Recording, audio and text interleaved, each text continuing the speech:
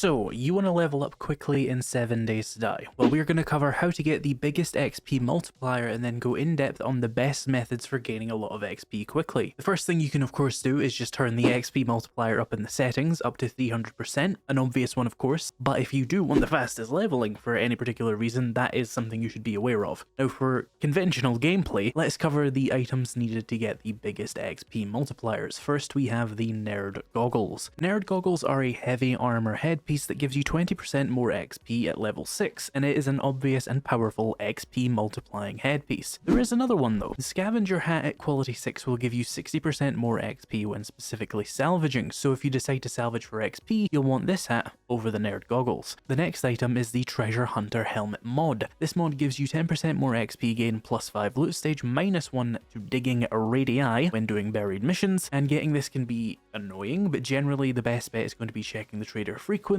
or you can occasionally get it from end loots, particularly at tier 3 and above. However, if you do the kill 50 tourists challenge, you will get a treasure hunter mod as an option for that as well. The next thing you should do is add in Grandpa's Learning Elixirs. These give you 20% more XP for 6 minutes, which can be extended to 12 minutes with Iron Gut. If you're playing without traders and you want this, you'll rarely find it in food loot, and you can craft it with level 80 food crafting. It takes 2 dog food, 2 red tea, 1 acid, 1 beer, and a supercorn, so it's actually pretty hard to craft a lot of it, and funnily enough, I think dog food might be the hardest part of this to get a lot of. MasterChef has no effect on the cost of crafting it, unfortunately. For everyone else, vending machines often sell a few of these at 750 dukes each, which is quite expensive, but it is easily the most reliable way to get the drink. With these 3 items combined, you'll be at plus 50% XP gain. There's also another XP consideration, the Sledgehammer Skill Book. Rank 5 will give you double XP with Sledgehammer headshot kills. This makes the Sledgehammer no doubt just 100% the best melee weapon as far as leveling quickly goes. With the XP items I just told you and a Sledgehammer headshot, you can get 1000 XP per kill on a basic zombie on base settings, which is very, very good. So if you're aiming to level up faster, just generally, the Sledgehammer will help you do that a lot more. So let's talk about the best methods of gaining XP. So I did a bunch of tests comparing the main methods of XP gain in 7 Days to Die. The 3 main ones that are of any relevance to this are salvaging, building, and mining. I've also thrown in my own experience with selling, killing, and questing. Because those are much harder to empirically test due to the incredible variance in their XP gain depending on a variety of factors, I've decided to just boil that down to my experience. The absolute highest XP gain I could get out of salvaging while in an extremely car dense area, I salvaged almost continuously for 10 minutes, and in 10 minutes I got from level 10 to level 15, and then I sold all the stuff I had gotten and got a further 4 levels. Now this was done with all of the discounts except better barter, because it would have messed with my actual level, making comparisons harder. So you could easily get an extra level with that, because the more money you sell an item for, the more XP you get for it. So XP multipliers and discount multipliers work together when it comes to XP for selling. A couple of things to note. Salvaging XP is still highly variable. You might not be able to find enough cars to continuously harvest. You might also want to craft your salvage scrap into things like mini bike handlebars to get more money in XP per harvested item. So you can take this a lot further than I did, but as a baseline, harvesting directly got me 5 levels, with almost 5 more levels coming from trading with the traders. Now the reason I started at level 10, by the way, is so that we can test all the methods equally while still having access to a few basic perks needed to do the tasks. We're going to compare the other options now with this in mind and see how they stack up, but it's worth noting that we've combined 2 methods here, salvaging and selling. Selling in general is an excellent way to get XP, but one of the best ways to get enough stuff to sell to keep that XP rolling is by salvaging, so I've linked them together here because they're both made much better by playing with one another. Either way, this is a very fast way to level up and you can't go wrong with it. Now unlike salvaging and basically all the other XP methods in the game, mining is extremely consistent because you can do it continuously as long as you want, often without interruption. Now we need to figure out some info as to how XP is affected by mining. You gain very little XP for mining stone or other things like clay. You also gain very little XP for mining iron, which is made worse by the fact that it takes more hits to destroy iron and generates more heat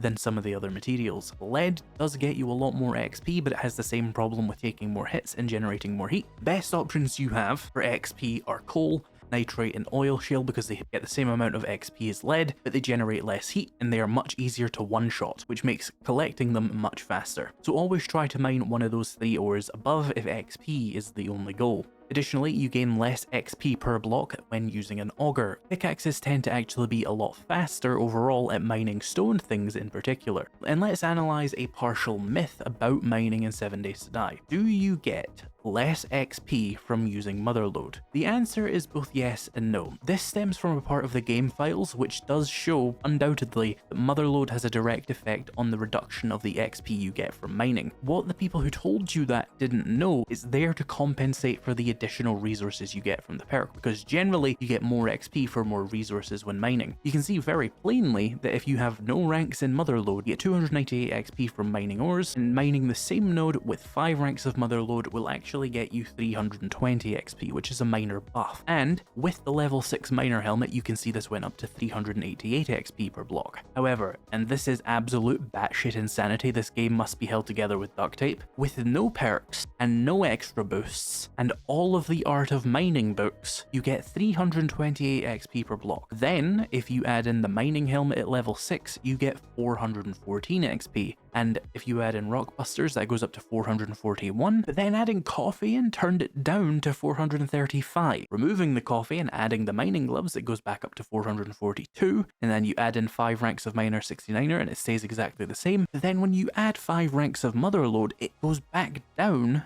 to 350. What the fuck is happening? Why is it that Motherlode increases the amount of XP when you have no other boost, but it decreases it when you do? What I have to assume here is that there's some spaghetti code going along, or perhaps it's just a very particular quirk of how 7 Days to Die applies these modifiers together in certain orders, causing the big XP boost from Motherlode to be added at the end of your calculations, and it's much more severe the higher the amount of resources you get. That's just a theory, a game theory. But regardless of why this happens, the best XP I was able to obtain was the following. Steel Pick, fully modded, level 6. Coal, Nitrate or Shale, Rockbusters, Mining Helmet, Mining Gloves, Miner 69er, and if we add in the Treasure Hunter mod, it goes to 464 XP, and then if we add in the Learning Elixir, we get up to 563, which is excellent. No Motherlode, no coffee, no auger, and we're using the Mining Helmet instead of the XP helmet because it actually has a better effect on your XP overall. With this setup, I was able to one-shot ores, and in 10 minutes of continuously mining, this took me from level 10 to level 21, and that's a huge boost of XP compared to salvaging alone, and it's still more than salvaging and trading combined. There is a big thing to note though. I was using a level 6 pick with 4 mods, one of which was the Bunker Buster, which increases your damage against stone, coal, nitrate, and oil. That allowed me to one-shot destroy the ore blocks. This is the biggest reason that mining is one of, if not the fastest, XP gaining methods in 7 Days to Die. If you can get 500 XP per swing, basically, it's going to dwarf killing enemies, building, scavenging, selling, anything really. If you can't get it to where you one-hit the ores, it will be significantly slower, but it's still a very safe, very reliable, and very fast way to level, regardless of how set up you are. But at its most extreme, it absolutely does dwarf the other XP methods. Speaking of which, with all our XP boosts, we get about 103 XP for upgrading a block to wood,